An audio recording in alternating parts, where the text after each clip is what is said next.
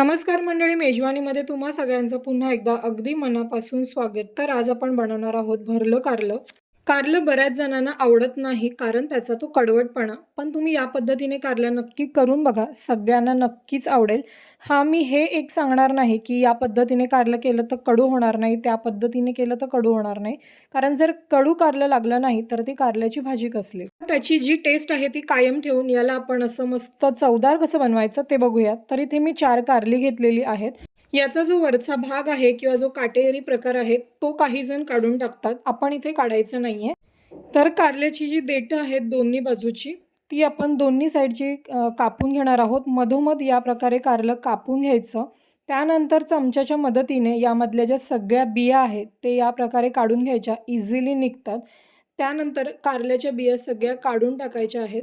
हे बघा, तर कारल्यातल्या सगळ्या बिया आपण काढून घेतलेल्या आहेत। तर सर्व कारल्याच्या बिया आता काढून घेऊयात। एका बाउलमध्ये मी कारली घेतली आहेत आणि त्यामध्ये पाणी घालून कारली स्वच्छ धुवून घ्यायची आहेत। स्वच्छ कारली धुवून झाली की त्यातलं पाणी काढून टाकायचं आहे। त्यानंतर हळद आणि मीठ लावून घ्यायचं आहे। मीठ खूप जास्त लावायचं नाही कारण आपण मसाल्यामध्ये पण मीठ वापरणार आहोत, तर मग खूप जास्त खारट व्हायला नको। त्यामुळे तुम्ही अंदाजानुसार यामध्ये मीठ घालू शकता आणि हळद मीठ लावून हे सोडून घेऊयात। त्यानंतर इथे मी एका कढईमध्ये स्टँड ठेवलेला आहे, त्यावरती आपण हे ताट ठेवायचं आहे आणि ही जी कारली आहे ती वाफवून घ्यायची आहे। साधारण 15 मिनिट आपण ही कारली वाफवून घेणार आहोत। तुम्ही बघू शकता 15 मिनिट आता झालेली आहेत, तर आपण एकदा चेक करूयात। तर चेक करण्यासाठी इथे मी सुरीने बघते, तर तुम्ही बघू शकतात मऊ कारली झालेली आहेत, इझिली ती तुटतात। तर आता आपण ताट काढून घेऊयात आणि 15 मिनिटांमध्ये कारली व्यवस्थित शिजली जातात। तर आता आपण मसाला बनवून घेऊयात, तोपर्यंत कारली थंड होत आहेत। तर इथे मी 1 लहान वाटी शेंगदाणे घेतलेले आहेत।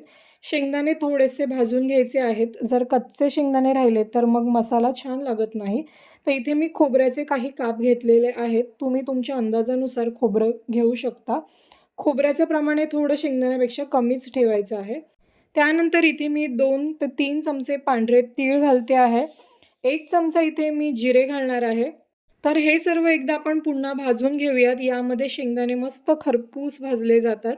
त्यानंतर सगळ्यात शेवटी इथे मी 6 ते 7 लसणाच्या पाकळ्या घातलेल्या आहेत। तर आता गॅस बंद केलेला आहे मी आणि पॅन गरम असल्यामुळे लसूण खूप जास्त भाजण्याची गरज लागत नाही, तर तो छान असा भाजला जातो यामध्ये।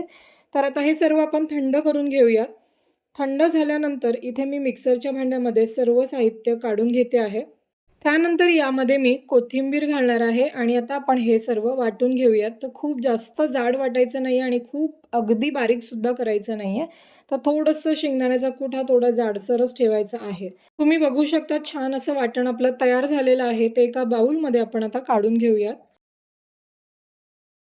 त्यानंतर यामध्ये मी थोडीशी हळद घालते आहे, अर्धा चमचा इथे मी लाल तिखट घालते, काश्मीरी पावडर पण कलरसाठी तुम्ही घालू शकता।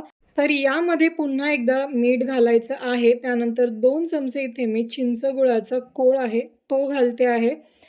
चिंचगुळाची चटणी असेल तर ती सुद्धा घालू शकता किंवा फक्त गूळ सुद्धा तुम्ही यामध्ये घालू शकता। तर आता हे सगळं आपण मिक्स करून घेऊयात आणि तुम्ही बघू शकता चिंचगुळाच्या चटणीमुळे याला थोडासा ओलसरपणा आलेला आहे। जर तुम्ही यामध्ये चटणी नाही घातली तर थोडा पाण्याचा शिपका द्या, म्हणजे मसाला जो आहे तो कारल्यामधून बाहेर येत नाही। तर आता इथे कारली थंड झालेली आहेत, छान मऊ शिजलेली आहेत। तर मस्त असं कारल्यामध्ये आपण मसाला आता भरून घेणार आहोत। तर तुम्ही बघू शकतात ओलसर मसाला असल्यामुळे तो व्यवस्थित भरला जातो आणि व्यवस्थित तो कारल्यामध्ये बसला सुद्धा जातो। जेव्हा तुम्ही कारली फ्राय करतात तेव्हा तो पडत नाही। तर या पद्धतीने दाबून व्यवस्थित भरपूर असा मसाला कारल्यामध्ये आपण भरून घ्यायचा आहे। तर याच पद्धतीने आपण आता दुसरं कारलं सुद्धा भरून घेऊयात। आता तुम्हीच बघा, कारल्यामध्ये मसाला मस्त भरपूर असा भरल्यानंतर कारली खूप छान दिसतात। तर ते खाताना सुद्धा किती टेस्टी लागतील, खरंच खूप छान लागतात। त्यामुळे याचा कडवटपणा जो आहे तो अजिबात जाणवत नाही। तर आता सर्व कारली आपण इथे भरून घेतलेली आहेत। तर याला आपण आता फक्त फ्राय करणार आहोत। त्यासाठी पॅनमध्ये मी तेल घेतलेलं आहे, त्यामध्ये 1 चमचा मोहरी घालते, थोडीशी कढीपत्त्याची पानं घातलेली आहेत आणि यानंतर आपण एक एक करून ही कारली यामध्ये फ्राय करून घ्यायची आहेत। कारली फ्राय करताना याची एक एक बाजू आहे ती आरामशीर होऊ द्यायची आहे। त्यानंतर पलटून घ्यायचं आहे आणि एक एक करून आपण याच्या सर्व बाजू फ्राय करून घ्यायच्या आहेत। छान अशा तेलामध्ये भाजून घ्यायच्या आहेत। मस्त असं तेलामध्ये भाजल्यामुळे कारल्यांना छान असा क्रिस्पीपणा येतो आणि शिजलेली तर ऑलरेडी ती आहेतच, त्यामुळे लगेच ती भाजली जातात. तर व्यवस्थित अशी तेलामध्ये कारली परतून झाली, की त्यावरती आपण मसाला जो उरलेला आहे तो घालणार आहोत. तुम्हाला जर आवडत असेल तर घाला, नाही घातलात तरीसुद्धा तुम्ही कोणतेही भरलेली भाजी करायची असेल किंवा भरलेली भेंडी करायची असेल, भरलेलं वांगं करायचं असेल, तर त्यामध्ये हा मसाला वापरू शकता.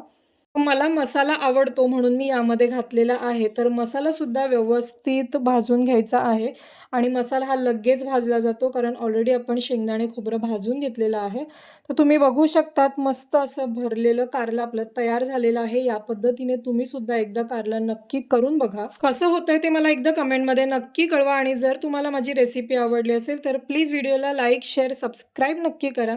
भेटूयात पुढच्या व्हिडिओमध्ये. तोपर्यंत हेल्दी खा, आनंदी राहा.